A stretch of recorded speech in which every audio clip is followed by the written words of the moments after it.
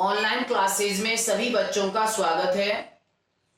बच्चों, अपना छठा चैप्टर चल रहा था खरीफ की फसलों के रोग। उसमें हमने 2 रोग पढ़ा दिए थे। आज हम तीसरा रोग पढ़ाते हैं, कपास का म्लानी रोग। क्या नाम है बच्चों? कपास का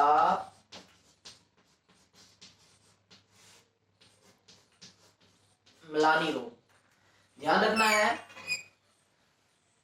स्थानीय भाषा में या यह कह लो भारत में इस रोग को मुरझान या उकटा के नाम से जाना जाता है। किस नाम से बच्चों? मुरझान या उकटा के नाम से जाना जाता है। अब हमें रोग के लक्षण याद रखने हैं। पहला लक्षण तो क्या है कि खेत में पर्याप्त नमी होने पर भी पूरा का पूरा पौधा मुरझा जाता है, इसलिए इसको मुरझान के नाम से भी जाना जाता है। पत्तियां पीली पड़कर, या ये कह सकते हैं पत्तियां पीली पड़कर या पीली पड़ जाती हैं और पीली पड़कर मुरझाने लग जाती हैं, सूख जाती हैं। पीली पड़कर मुरझाने लगती हैं या सूख जाती हैं। जड़ों की, पौधों के जड़ों की जो जाइलम वाहिकाएं होती हैं, अर्थात जो मृदा से जल को पौधे के प्रत्येक भाग तक पहुंचाती हैं, वो अवरुद्ध हो जाती हैं, जिससे पौधा सूख जाता है। अर्थात पौधे में पानी की क्या आ जाती है बच्चों? कमी आ जाती है। यदि हम संक्रमित जो भाग है, जड़ की कह लो या तने की कह लो, संक्रमित भाग है जड़ों का, उसकी छाल को हटाकर हम देखते हैं तो मेलानिन वर्णक, कौन सा वर्णक है बच्चों? मेलानिन वर्णक। मेलानिन वर्णक के कारण भूरे तथा काले रंग की क्या दिखाई देती हैं? धारियां दिखाई देती हैं। उसके बाद हमें याद रखना है बच्चों इसका रोगजनक, कि ये रोग कौन से रोगजनक या कौन से सूक्ष्म जीव या जीवाणु विषाणु के कारण होता है। तो ध्यान रखना है, फ्यूजेरियम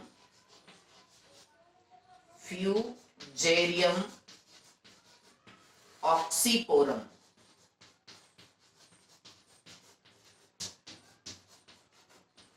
याद रखना है इस जीवाणु का नाम क्या है बच्चों? फ्यूजेरियम ऑक्सीपोरम नामक रोगजनक के द्वारा यह रोग फैलता है। अब बात आती है प्रबंधन।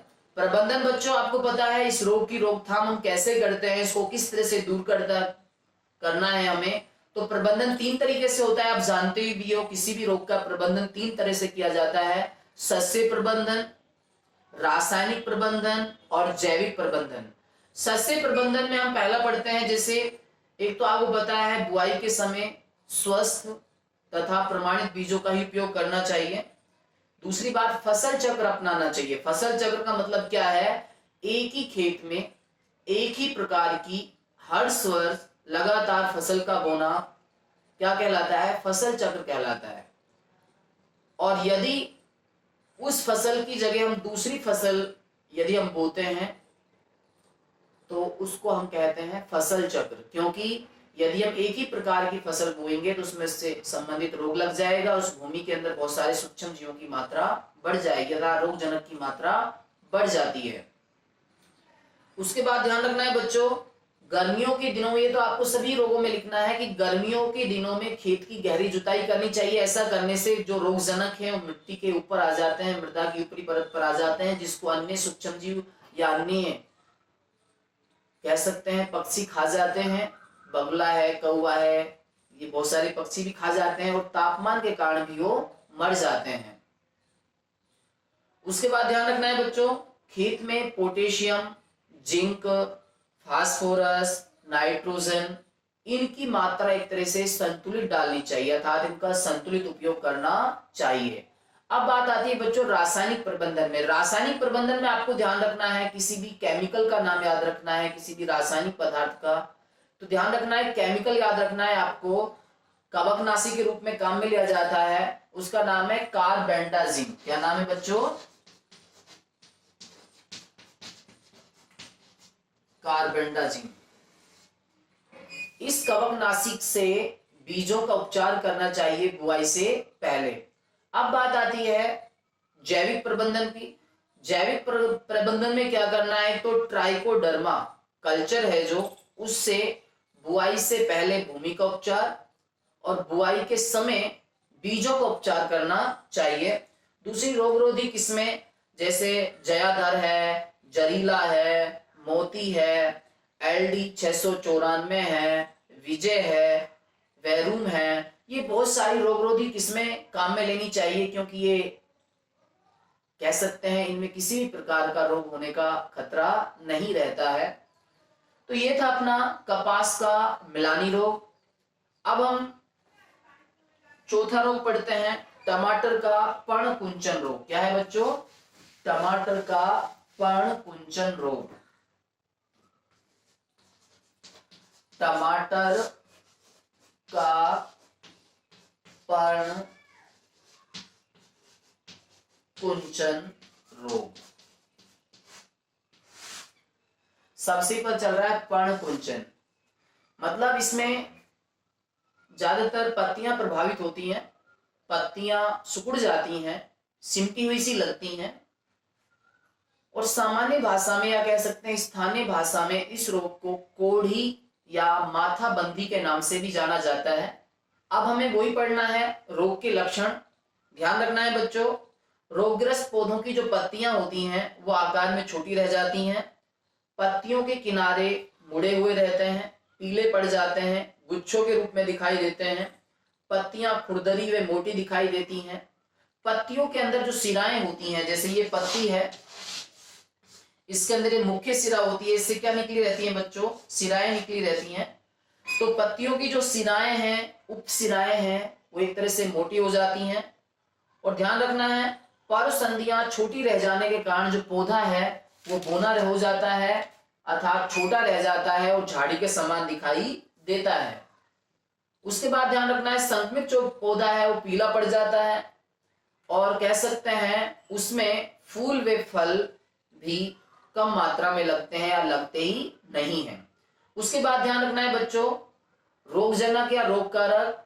तो ध्यान रखना है, रोगजनक जो रोग कारक है, tomato yellow leaf colour virus, tomato yellow leaf curl virus, ये आपको इसका रोगजनक है, ये याद रखना है बच्चों। इसके कारण ही जो टमाटर की पत्तियां हैं वो प्रभावित होती हैं, ठीक है। उसके बाद इसका वही क्या है बच्चों, प्रबंधन है। प्रबंधन में हम वही 3 तरीके से पढ़ेंगे, सस्य प्रबंधन, रासायनिक प्रबंधन और जैविक प्रबंधन। सस्य प्रबंधन में तो हमें क्या याद रखना है, वही स्वस्थ एवं प्रमाणित बीजों का ही उपयोग करना चाहिए बुआई के लिए। खेत के आसपास के जो खरपतवार होते हैं, जैसे मेड़ वगैरह या जिसको डोल भी बोलते हैं, आसपास पगडंडी बनाकर रखते हैं किसान, उस पर बहुत सारे खरपतवार उग जाते हैं, तो उनको उखाड़कर नष्ट कर देना चाहिए, क्योंकि उसमें रोगजनक अपना प्रभाव जमाता है और उस रोग खरपतवार से मुख्य फसल के अंदर भी रोगजनक आ सकता है। इसलिए उनको समय से पहले ही, फसल जब विकसित हो उससे पहले ही उखाड़ देना चाहिए। उसके बाद ध्यान रखना है बच्चों, बुआई के समय अर्थात रोपण के लिए विषाणु मुक्त या सफेद मक्खी मुक्त ही बीजों का उपयोग करना चाहिए, क्योंकि आपको इस रोग में एक बात और ध्यान रखनी है, संचरण अर्थात किसके माध्यम से फैलता है। एक मक्खी का नाम याद रखना, सफेद मक्खी, इसके माध्यम से यह है क्या करता है, रोगजनक फैलता है और एक कह सकते हैं मुख्य फसल के अंदर चला जाता है। उसके बाद ध्यान रखना है रासायनिक प्रबंधन। रासायनिक प्रबंधन में कह सकते हैं सफेद मक्खी के प्रभाव को रोकने के लिए, रोकथाम के लिए कह सकते हैं इमिडा क्लोप्रिड, डाइमेथोइड और मिथाइल डिमेटोन, इनका 10 से 15 दिन के अंतराल में छिड़काव करना चाहिए। जैविक प्रबंधन अतः रोगवाहक कीट को दूर करने के लिए, जैविक प्रबंधन क्या याद रखना है बच्चों, रोगवाहक कीट को दूर करने के लिए नीम का तेल जो 0.2% के रूप में होता है, और नीम के अंदर एक फल लगता है जिसको हम क्या कहते हैं, नींबोली। इसका तेल या इसका रस या कह सकते हैं शहद का उपयोग करना चाहिए, पौधों पर छिड़काव करना चाहिए।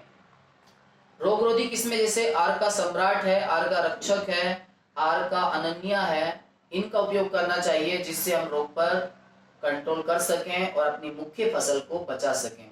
तो आज बच्चों हमने 2 रोगों के बारे में पढ़ाया है और इनके नोट्स हम आपको साथ के साथ भेज रहे हैं, और आप इन नोट वीडियो को देखकर अपनी कॉपी में नोट्सों को उतारकर सही तरीके से पढ़ोगे। धन्यवाद।